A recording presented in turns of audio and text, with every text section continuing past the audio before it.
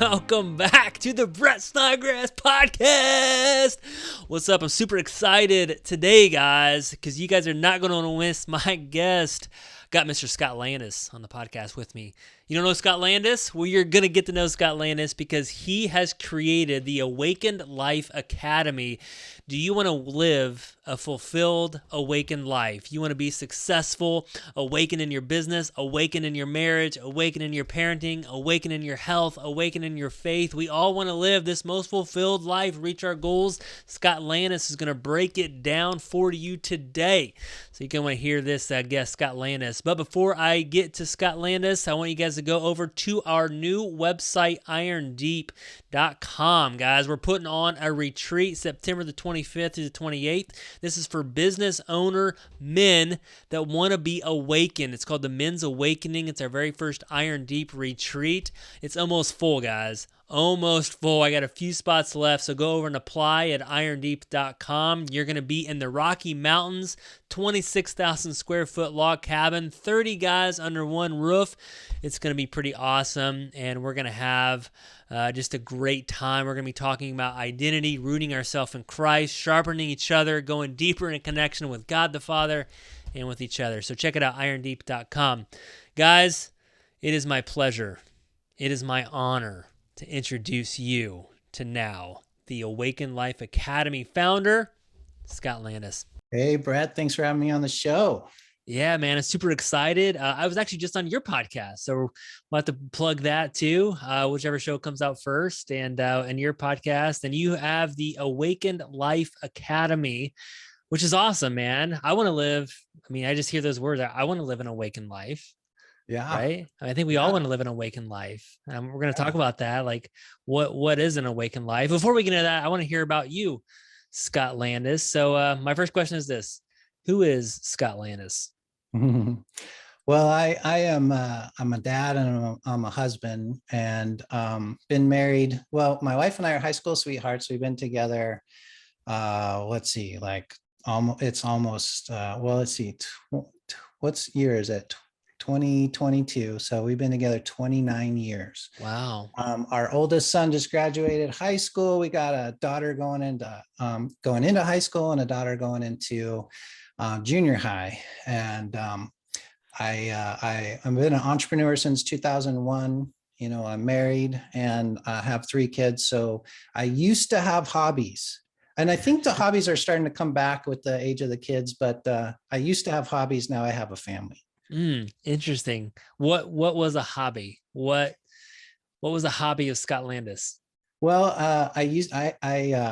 my private pilot license is expired at this point. I need to do some check rides to get it back. But flying planes, snowboarding, traveling with my wife, you know, doing like destination retreats with her. I love being on a beach under a palapa, having people come out like wait staff to the beach. Like that's what I really love. There you go. Oh man, I love that. Living the life. The pilot's license. That's awesome. Maybe one of these days you have your own plane and you'll be flying to these beaches. Yeah, that's retreats. The hope. Yeah. That's maybe, cool. So maybe have a motorcycle in there somewhere. All those things are from before. Yeah, that's right, man. So 2001 entrepreneurships, 21 years. It's 2022 right now. So 2001. What's it like? What's one thing that you can tell our audience about? Because a lot of people are business owners, leaders, entrepreneurs, but not for 21 years. So you got some season on you. So what's one thing being an entrepreneur for 21 years that you just can tell our audience? Maybe something you've learned. What's your big, something like that. Well, I think, over the 21 years, I've considered sometimes by pressure of the wife, or just pressure of life, I've considered going and getting a job. No, that's a cuss word on this podcast, Scott. Yeah. I'm just kidding. I think one thing I've learned is like, it's just not there. There's a certain wiring that's just not, like you said, it's not like really an option. I did have a job somewhere in the middle of there after a financial catastrophe around the 08, 09 time frame. I did have a job for a little bit there, but I always was the entrepreneurial. That never stopped. Yeah. Like I did door-to-door sales for a little bit. Yeah. I did marketing. I worked for a marketing firm for a little bit, and so those weren't my business, but I still like acted like it was. I just think, it's in the blood. Once you get a taste of it and it's meant for you, like if you're wired that way, it's not really an option to go back. It's hard. So, yeah. Yeah, it's hard. Like if someone you haven't gotten, you can tell yourself when to go to work, when to come home, and when someone starts telling you got to be here at 8:30 or 9, it's like what? I'm Yeah. out of here. Yeah. Yeah. And I think there's a creativeness to it that is addictive. Like Yeah. I can't stand being put in a box and being told what to do. When I unless that box contains like, hey, do whatever you want in this box, Right. then it's cool. But I need to have that creative element, that outlet.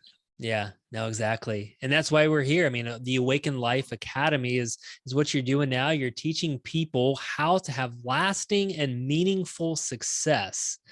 So my question to you is, I hear those words, lasting and meaningful success, which basically means that there's some success that is not lasting or meaningful. Is that true? Yeah, I think that comes out of my experience of, like you, I did some real estate investing, not like you. I barely scratched the surface of your real estate investing. But here's the difference. You got into it before 07, 08, and I got into it around 07, 08. So like if I would have got into it in 04, probably be sitting right there too. So yeah. Well, and the scale was, I think at the height of it, I had 10 properties in our name. We had some, I was managing other ones. I created an investment group. I managed 20, 25, at the height of it, 50 people's investment. And it was smaller scale. We were, the investors were in at $10,000 a piece. So, anyway, so I was an insurance and financial services agent, and my wife and I had a business with farmers for 7 years, and then I got into real estate investing, and all that was kind of where I cut my teeth as an entrepreneur, and I was very compartmentalized in my life. I had my spiritual life, my work life. Things were, family. It wasn't one thing about being awakened is it's very integrated. But anyway, so through the real estate, bubble that I got to participate in, I popped with the bubble. And in 09, that's, I think the year was 09 when I was doing the door-to-door sales. And that was just like, oh, how can I make some quick money to, get myself out of all these debts I found myself in. And we ended up, I just kind of floundered for a little bit, because here I was, I was raised in a Christian home. So it was a part of my culture, and I had a relationship with Jesus from an early age. So I was a Christian, but I wasn't surrounded by Christians really. I was more living in the world. But, and I was sort of like the Christian guy of the group, I think. And so I was a Christian doing business like the world. There was no like integration into that. And that's how my experience was when I kind of had this great upward success financially. We bought the dream home. We started popping out babies, going on awesome vacations, having all the cars and the motorcycle and like all this stuff. And then ended up losing it all, and that was so painful that I had to take a couple of years to kind of reevaluate, like, okay, I kind of have this relationship with God, and at least on Sundays, and and then like do business, and I'm a Christian, and the other guy's not. So why is this happening to me just like it happened to him? Well, there's all sorts of things you can extrapolate out of that, but at the end of the day, I just needed some time to reevaluate. And 2012 is when I think I had kind of my first element of an awakening. And what that means is, like, for me, is all of a sudden everything has changed. It's a perspective change. It's a story change. But when I think what struck me in the summer of 2012 was it I guess my faith was challenged in the point where, like, okay, if I can open up the Bible into any page, like you could just randomly open it and look somewhere on there, you're going to find something that's kind of miraculous, that's unexpected, that's not normal by today's standards, air quote that, today's standards. And I was like, my life doesn't look like this. Yeah. As a Christian, I have an issue. Like, either this is true or it's not. But what if it's true? And the story that really got to me was, and again, I grew up with all these stories. So it was just all of a sudden I was like seeing it for the first time. And I said, okay, wait. So Jesus was walking on water. The disciples are in the boat, and Peter says, hey, that's Jesus. Hey, tell me to come out to you. And Jesus says, come on out. And Jesus takes a step, and now Peter takes a step, and now Peter's walking on the water. And Jesus, and they're, what the heck? Like, how, if that's real, if that's true, and you come to grips with that, how can you not have, you either accept the reality of that truth or you reject it. And for me, I was willing to say, okay, if that's true, some things in my life need to change. I need to open up a day every day in my life and see something unexpected and a miracle. And it wasn't like I was seeing, like, telling people to get up and walk who couldn't walk, or, but I was experiencing and I was expecting things to be unexpected. Yeah. So that was the first part. Yeah. And it is so funny because, honestly, if you're familiar with the Bible, sometimes you gloss over all these stories, but you're exactly right. I mean, the things in there are miraculous. Like, and some of them are like, what? Like, if you really look at it, you're like, what? There's a talking snake, or it's just weird, right? If you really start to did this really happen? Yeah. And you gotta kind of make that choice. So you kind of had this awakening, and when did this kind of, what happened after that, this Awakening Life Academy? When did that start? Did that happen like right away? You started impacting other guys, or what happened after this? Take us more into this story. All right. So there's, I guess, a few elements of awakening that happened. So that was the first one, just kind of having a spiritual awakening, I guess, and then learning that, if all this is true, then somehow there is a big purpose to not just the purpose, make disciples, right? We all have that one. But there's a purpose individually for me. That was a paradigm shift.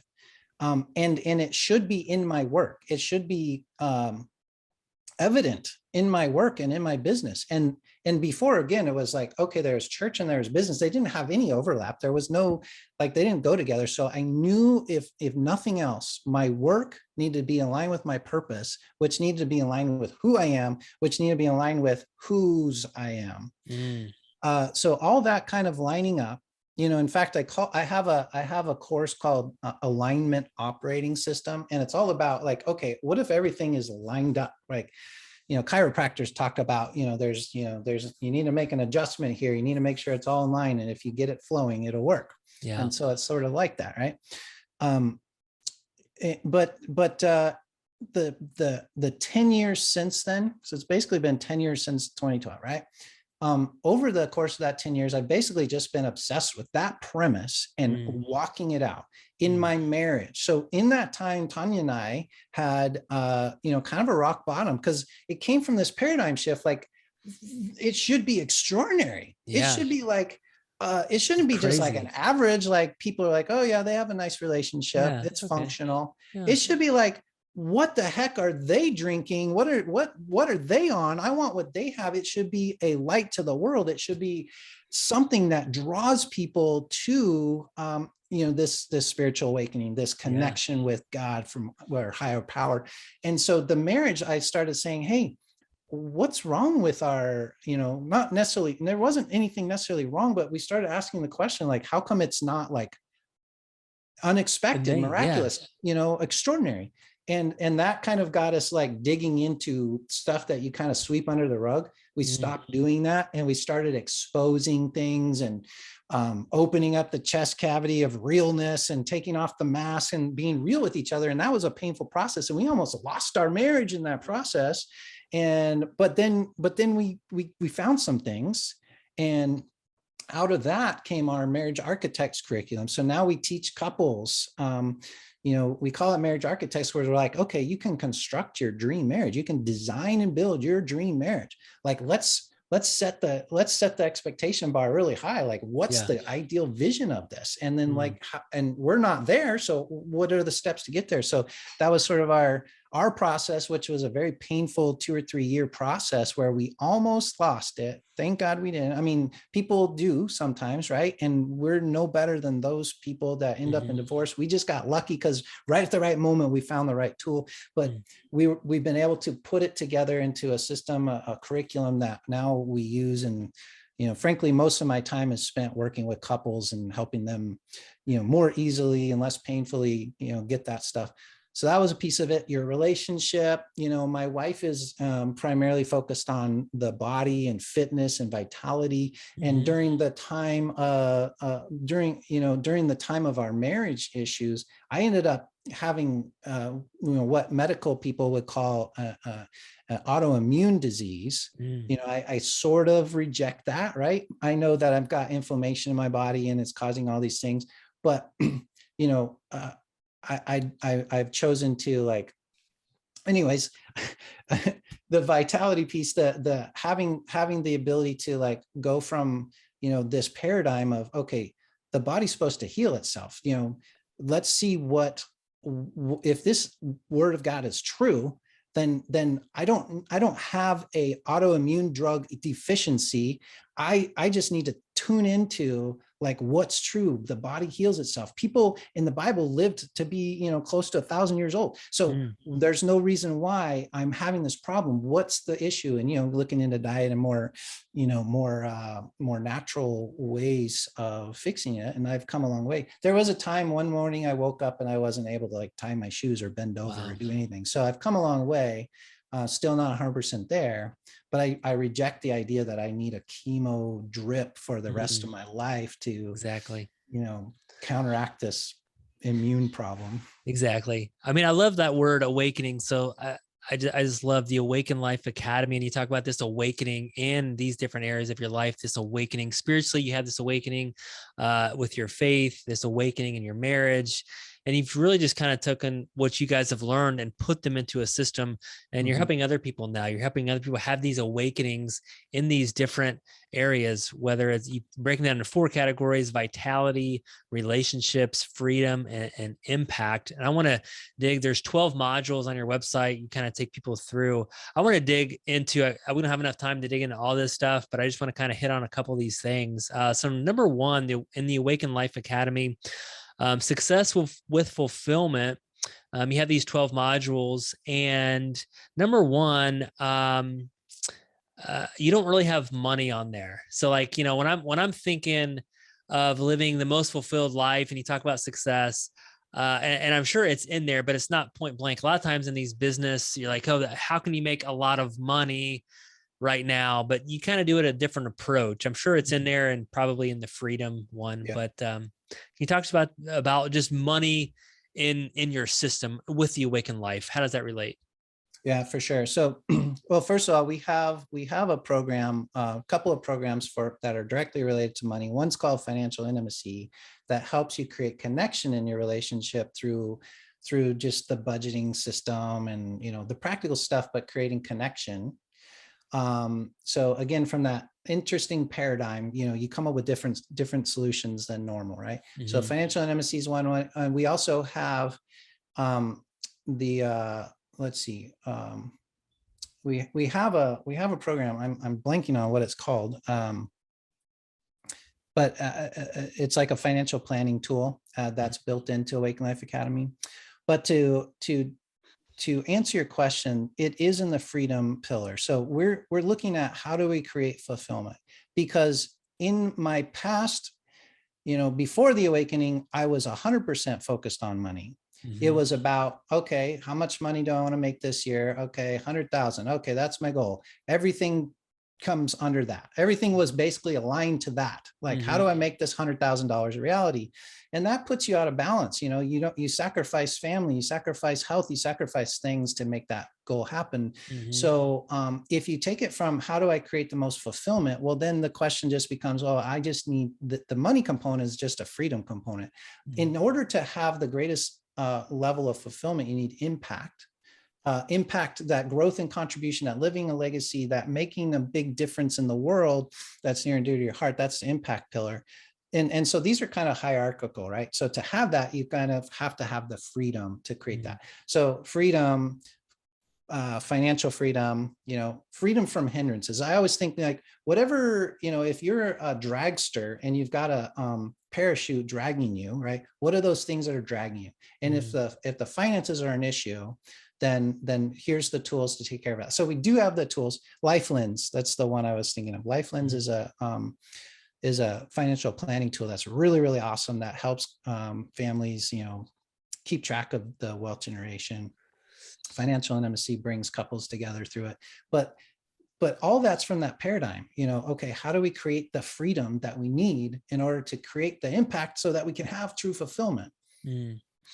No, exactly. Yeah. So definitely that's one of your, the freedom pillar, relationships, vitality, and impact. And so I want to talk about a couple of the interesting ones. I picked out a few here, other ones that don't get talked about a lot. And so when I was looking at, I think it was under the vitality, you talk about energy management. So obviously when I think about vitality, you talk about nutrition, fitness, all that stuff, but energy management. So can you give us maybe a couple of tips from that pillar, from that module? Sure. How do you get more energy? Because I know for me, like I'm exhausted. Most of the guys we're stressed out, exhausted, and I'm always looking for energy, and I'm always looking for that quick fix energy. So that's where we get these other bad habits as well. So give us some tips on energy management. Yeah, well, first of all, it's not energy drinks. Yeah. So this is something we actually learned when we were in our relationship struggle. Like, again, so the pillars are hierarchical. So the vitality is the foundational one, but it was relationship that informed the need for energy management. So what we realized, to have the relationship that we really wanted and to really feel that fulfillment in relationship, it was really a question of like, as entrepreneurs, both of us are entrepreneurs, raising 3 kids, all the things, like, like you just said, your energy is depleted all the time. So there are things that you get that drain energy, and there are things that energize you, right? So again, this alignment operating system that I mentioned, it kind of teaches like how you can find things that energize you, and you can invest more of your time. You can get a return on energy, right? So when you think about energy as a commodity or something you can invest it in things that energize you.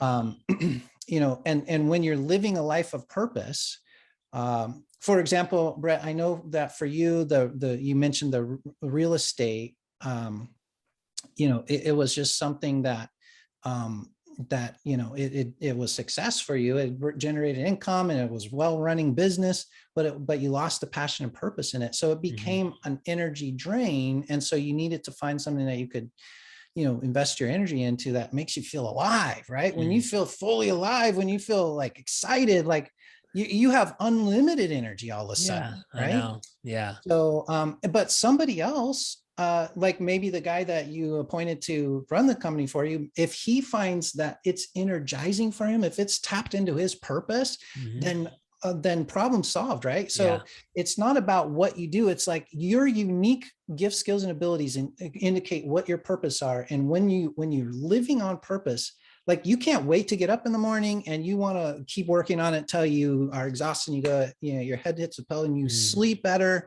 than you ever thought possible. And it's like, it's like almost like miraculous, right? You just all of a sudden you have all the energy you need.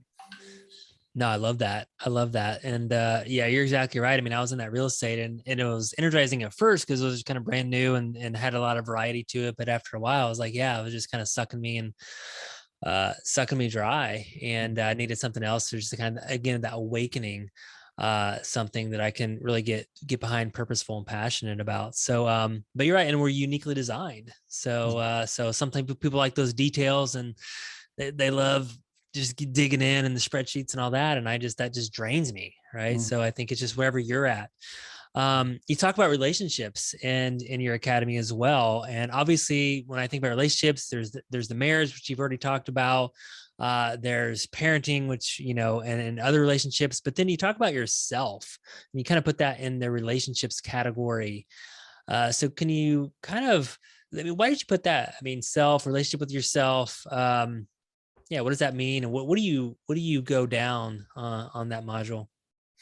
Yeah. And I think, again, this comes from, just experiencing and experimenting and what works, what doesn't work. But, I think of two things. The broad scope of it is our society. There's a principle that Jesus said, right? Like, what's the greatest commandment? And the answer was love God, right? But he said, and then the second one, he's like, hey, here's a bonus for you. Love your neighbor as yourself. And again, I heard that my entire life, but when I really got it, that it's love your neighbor as yourself. So, I used to just think, oh yeah, take care of all the people around you. But if you're not taking care of yourself, then you can't. It's put your air mask on first. It's the airplane rule, right? And if you look at society and all the issues in society, that's the problem. People are loving their neighbor as themselves. People are not loving themselves, and therefore they're not loving others. So when you see hate and you see destruction and you see, whatever, the opposite of, love towards your neighbor, you got to check yourself, right? What is going on internally?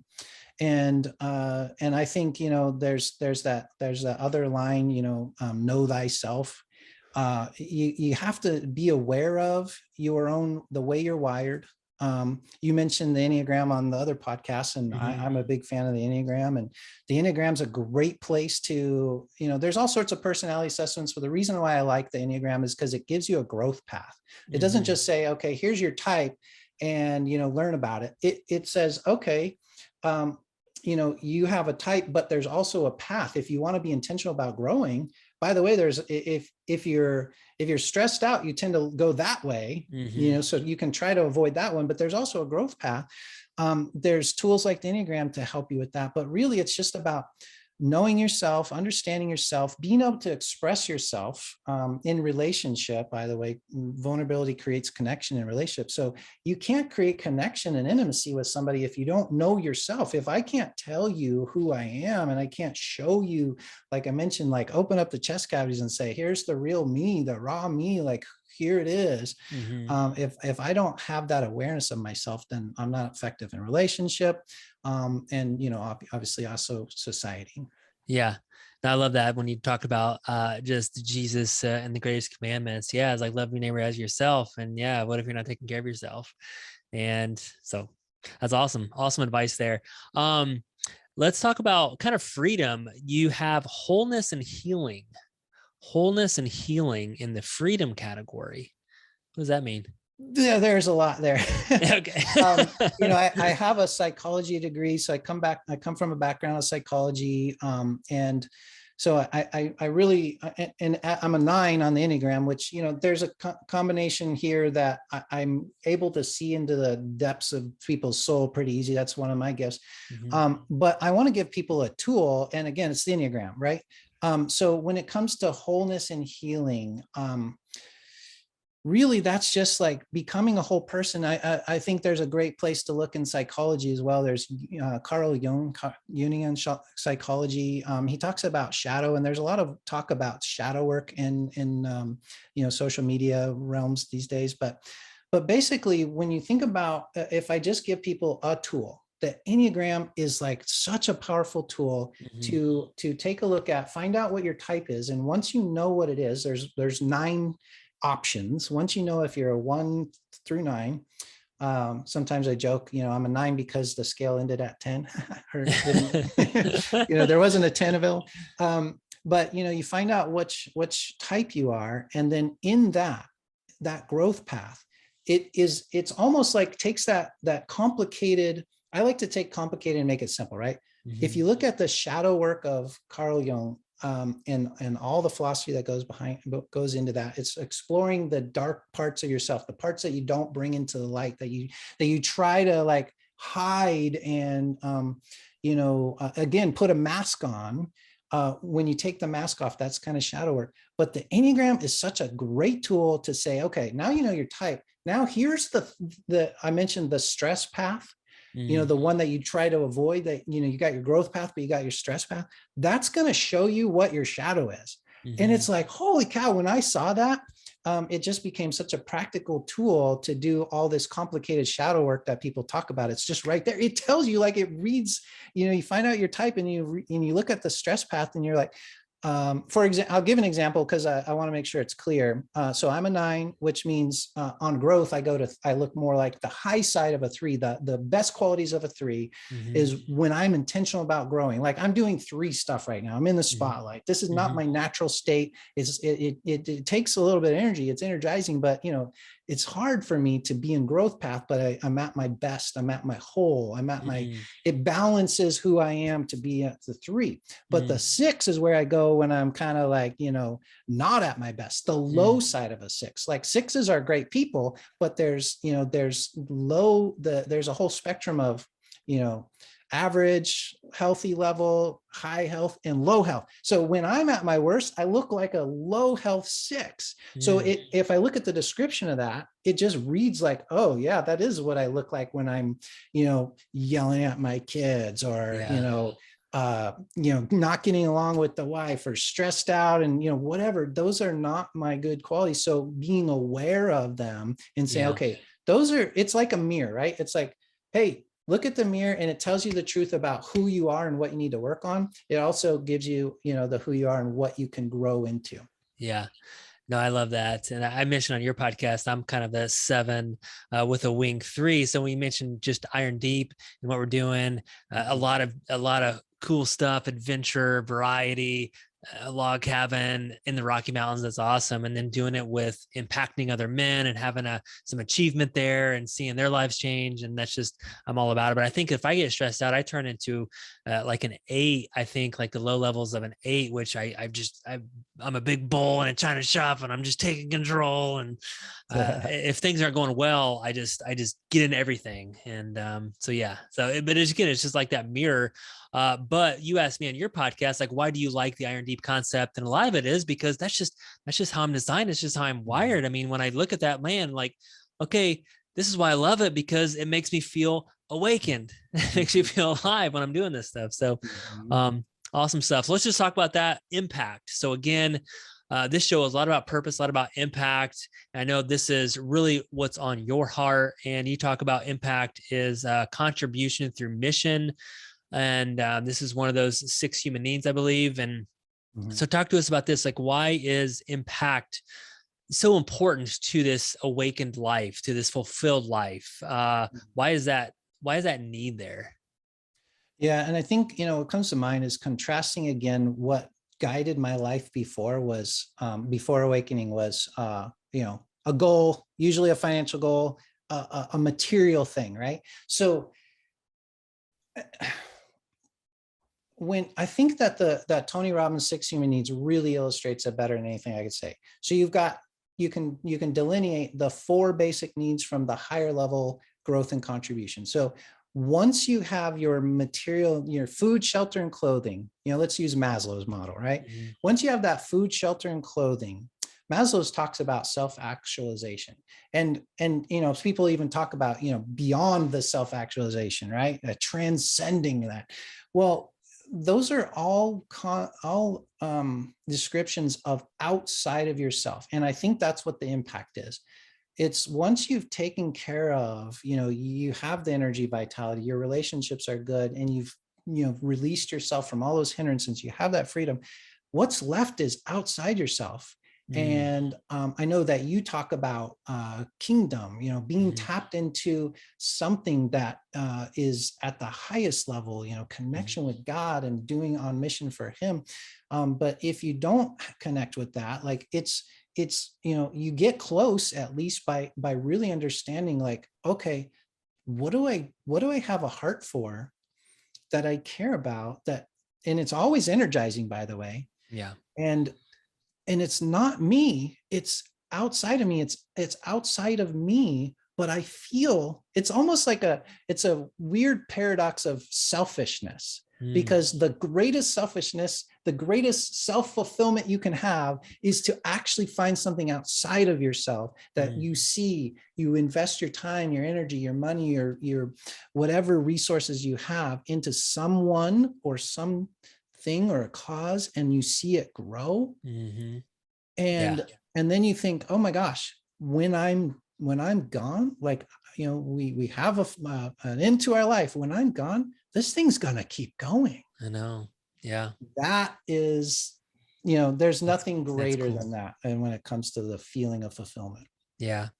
Yeah. My wife was just talking about that today. She gave me a call, and she was talking about sometimes when we're so focused on ourselves, it just makes us feel kind of, we talked about focusing on yourself, you got to take care of yourself. But if you're fully just immersed in yourself and just, it's all about you, then it makes you feel yucky. I think that's the word she used. I just feel I need to do something for somebody else. I feel like I've just been about myself too much. And yeah, I totally right. I love, there's just something about a cause or something that you're passionate about and helping. I mean, one of the things that we've been doing is just going to Guatemala. There's orphanages and food centers there. And we're starting to get more knowledge. And I've had some human trafficking, people that are doing the human trafficking, helping with that cause, which is just super dark. I mean, if you really want to get dark on that, had some of them on the show. So, yeah. And so it kind of what you said is once you get past surviving, I believe, once you get past the food and the shelter and you're not surviving anymore, then you can go impact people. Right. So that's amazing. Last question before we end the show here, Scott. So you talk about planning a legacy vision. So legacy is sometimes a word we just kind of throw around there. And a lot of times we say, what do we want people to say about us when we die, I guess. What's your kind of knowledge on what is that legacy vision? How do you guys take someone through that process? Okay, so for me, it's like the word that got overused was vision, right? Coming from, from the business world and being a business coach and working with teams and businesses on their strategic plans, you talk about part of that is vision, right? You have a vision, and then the strategy kind of comes out of that. So I just wanted to take it a step further with legacy vision. I guess those two words that kind of get overused, putting it together is something new, which when you think about but first of all, I do strategic planning with individuals and families. So I learned it from the business world, but I think if you really want to live this life of fulfillment, you got to be strategic about it. And so I apply the best practices of business into strategic planning for individuals. I do that quarterly, and give that away. By the way, it's, I'm happen to be doing that after this. So the next one's not going to be till next quarter. But when you think about the vision of your life, again, that just by itself it can be self-focused. So if you add legacy vision to it, then all of a sudden you have to say, okay, well, what does that mean? That's beyond my life. So let me, okay. So it's multi-generational, but let me tell a story. I recently, my son graduated high school, 18, and through a series of events, I realized, he's not in school, he's not, going to college. He's not necessarily worried about his grades. he doesn't have the type A personality of my wife and I that are just like, oh, we got to create. He's Yeah, just like, right. I'm cool. I'm I'm good. just doing my thing, and he's going to be fine. He's set up to be a firefighter or maybe even a pilot. But the things that are important to him are the things that I really care about, actually. Mm. And I realized as he graduated, and he's an 18-year-old, and going into the world, my first attempt at having an adult child, and I see things a little differently. And what occurred to me is, I'm so proud of this kid. Like, Mm. when it comes to the things that matter, he cares about people. He's bold. He makes he's not afraid to approach someone and make a difference in their life. When it comes to human connection, he's that guy. And Mm. I so admire that. And that's really cool. And I think, gosh, maybe we did an all right job, right? But actually, Father's Day happened recently too, right? And I sent my dad a message, and I said, I'm really proud of my son, but it started with you, because his dad was an alcoholic, Mm. not a good dad. And so I was like, somebody, my dad is who I credit for, there's a multi-generational legacy vision Mm-hmm. that's left there. And what's really weird, and I heard Ed Milet talk about this recently, that somebody, not his dad, but somebody was a catalyst in my dad's life, Mm. who made him realize, okay, I'm going to move some things together. I mean, I think about what you're doing, Brett, like in your retreat for men. You might be the guy who affects somebody's great grandkids, right? Mm. Yeah. Holy cow. Like, you don't know, right? Every day is a potential to create a legacy, and you don't even know. Mm. But anyway, Love that. so That's awesome. got I deep love there. that. I heard that. I heard that Ed Mallett talk too about his dad and the power of one. That did get me as well. I was like, oh man, every day I just one more, right? Just one more Yeah. person, just impact. And that's why even we use the retreat. I got a team going on our men's retreat in September 25th. And I just said, hey, like, and I got some guys giving some talks and things like that. And I said, there is one guy that is going to be there that needs to hear your story, and they need to Yeah. hear you, and That's they're right. waiting for you right now, sleeping in their bed. They're waiting for you. Anyways, just one person. So thanks, Scott, man. This is awesome.